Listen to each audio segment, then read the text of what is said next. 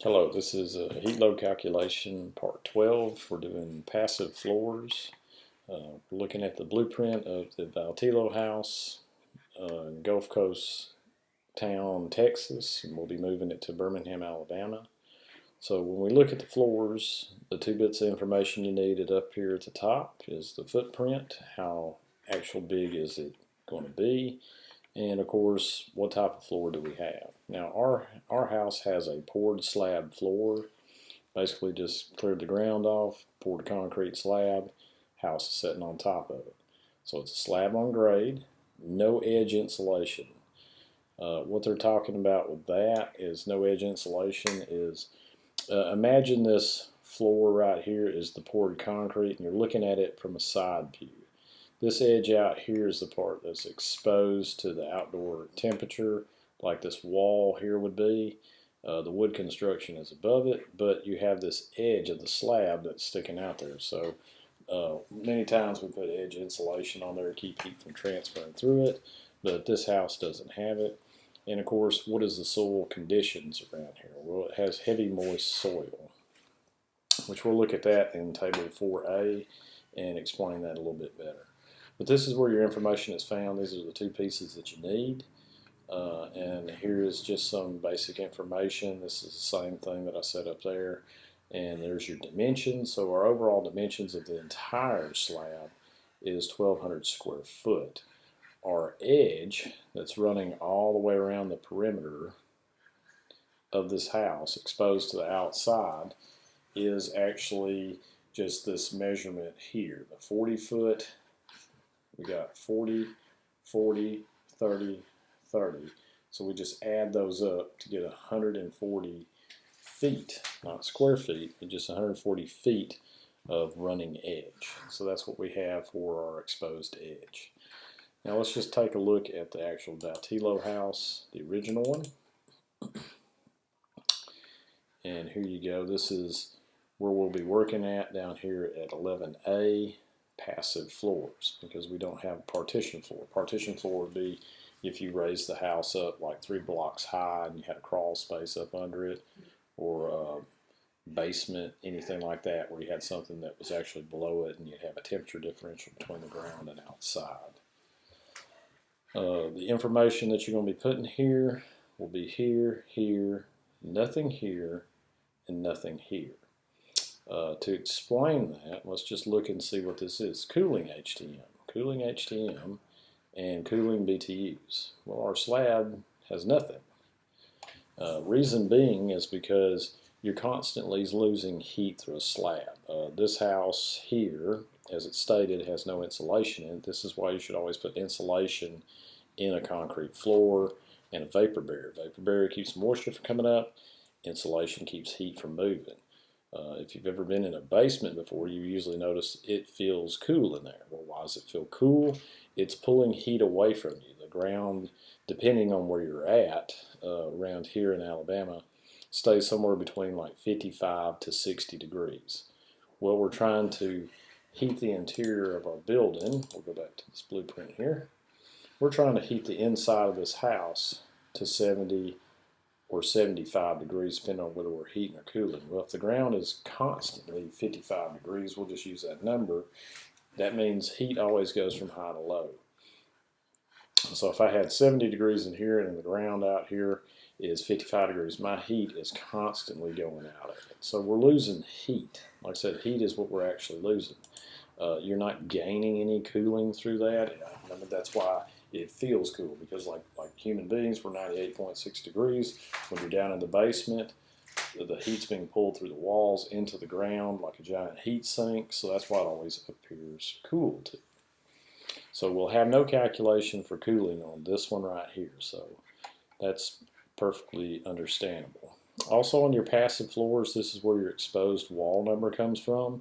Remember we was talking about the perimeter of it, 40 plus 30 plus 40 plus 30. Gives you 140 square foot. This is where that number came from. And of course the walls are 8 foot high, and that's where you get your gross area number right there. And floors, 40 times 30 gives you 1,200 right there.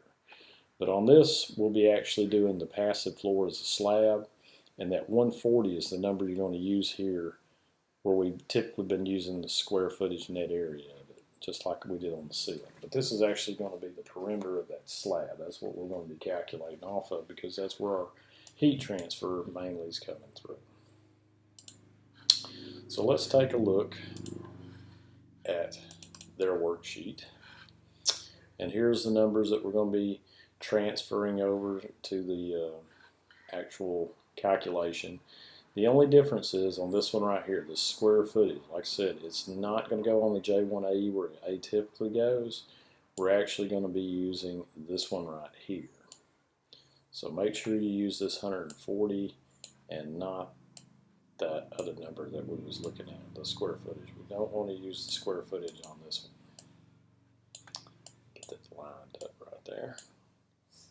So that way we just don't have any confusion on it. So this is the actual number we're going to be using. Now this is that column 7 throughout the whole video as we've been talking about. We don't use it, we don't use it, we don't use it.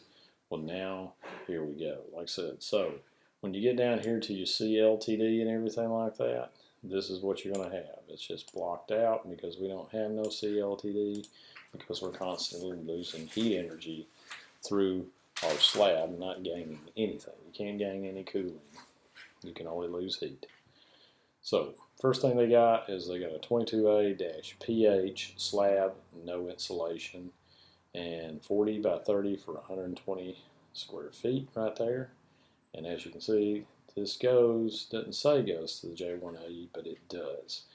And then like I said, where our general square footage here, it's not going to go on the tape thing. We're actually going to use this perimeter of our slab edge, the 140.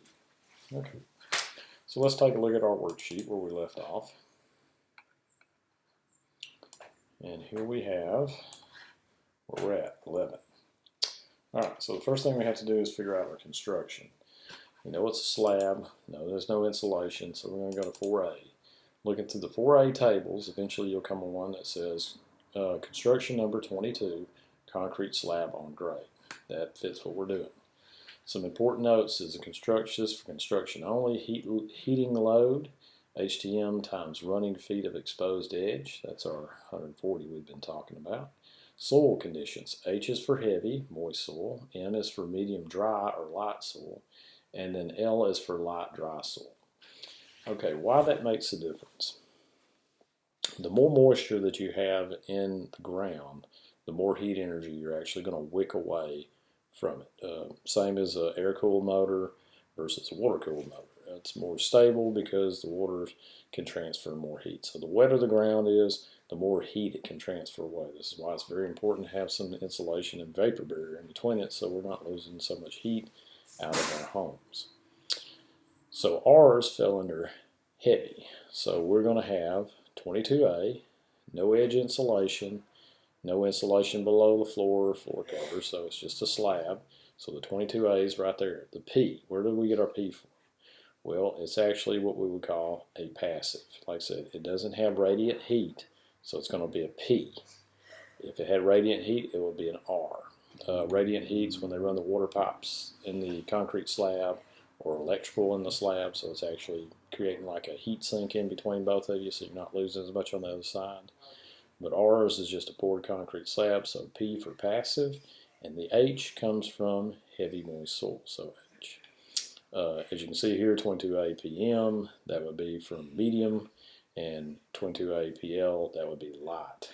So we're going to be using this one right here, not these right here.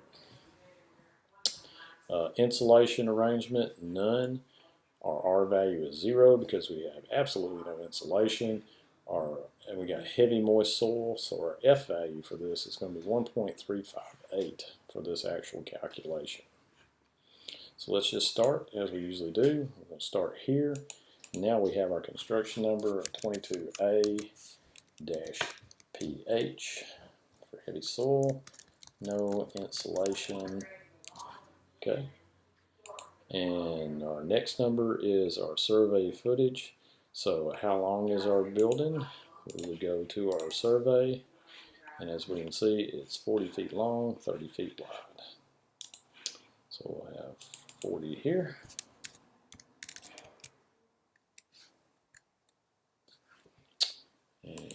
30 here. And of course, the next one, we just multiply column 2 times column 3, and that'll give us 1200 right here. And as you can see, we have no calculation right there. So we're just going to pass by that one right there. This one right here is if you had a hole in it. Well, if you have a concrete slab floor, atypically you don't want a hole in it opened up to the ground, so that one's blocked out. Next would be our running footage, so our net area. This would be our 1200 again, because no holes in our slab.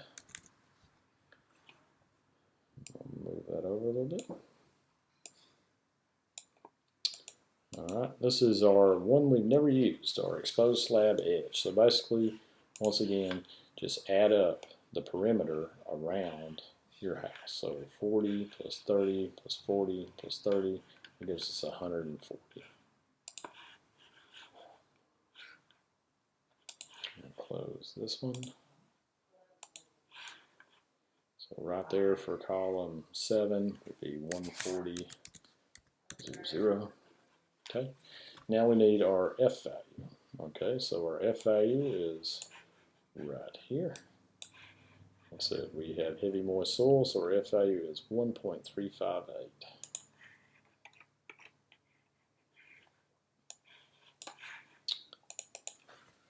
1.358. Okay. Next is our HTD. So worksheet this HTD. Now I know floors is a little bit different, so what we're going to do is just play like we would out in the real field here. You know, we'll be using what we'd be using, and we're going to see what they use. Well, we see their HTD all the way through this whole worksheet D is the same HTD as ours is up here, and our HTD is up here at the top, right there, 46. So we're going to put 46 right here. All right, then we just follow the instructions. C column 8 times column 9, so this is column 8, so this times this gives us this one right here. So we go 1.358 times 46, and we get 62.468.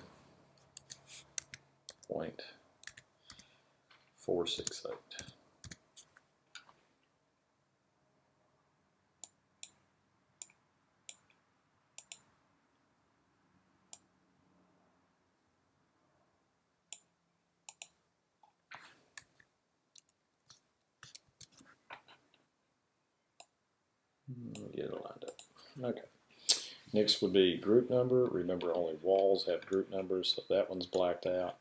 And these right here, CTD and cooling. Remember, we're only losing heat through this, so 0.0 right there and 0.0 right there. You really have no calculating value because you're not gaining any cooling BTUs working that away. Like I said, you're always losing heat in this type of situation. Now we get to go back to our J1ae and transfer everything over. Now we can close out a couple of these videos here. Alright. So passive floor, that to be black in color.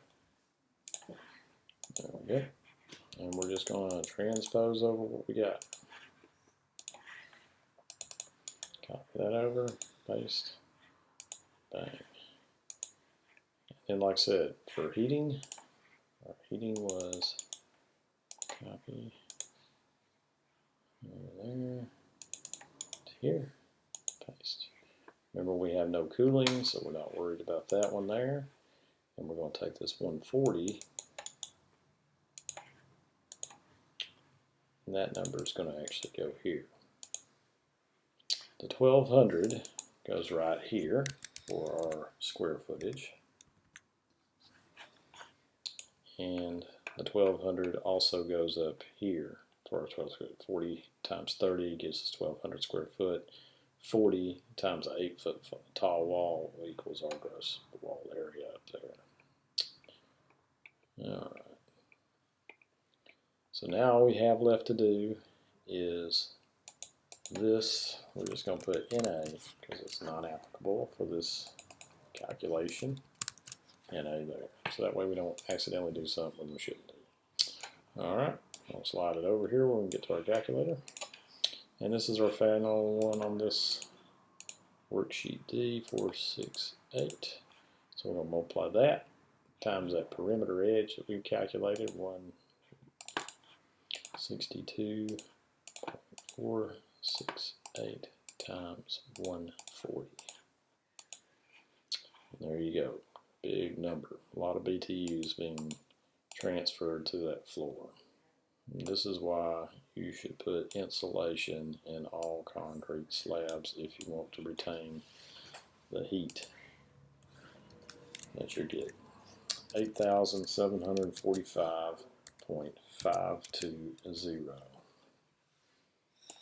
Now remember these BTU calculations here, this is what we're talking about. These are per hour. This is how many BTUs per hour. To put that into perspective for you, like I said, 6,000 BTUs is a half of a ton cooling.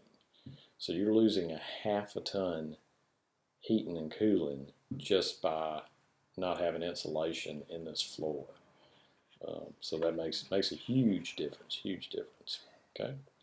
And that completes our video on worksheet D, because we have no partition floors, so this one here would also be struck through. Let's go ahead and put a line through there so that way we know no partition floors, and we want that to be a big blue line there. NA right here, and draw that one out. And of course right here we're going to make sure we put NA, and right here we're going to make sure we put NA. So that way we don't get any confusion on it. Okay? So that completes up all of our numbers and everything.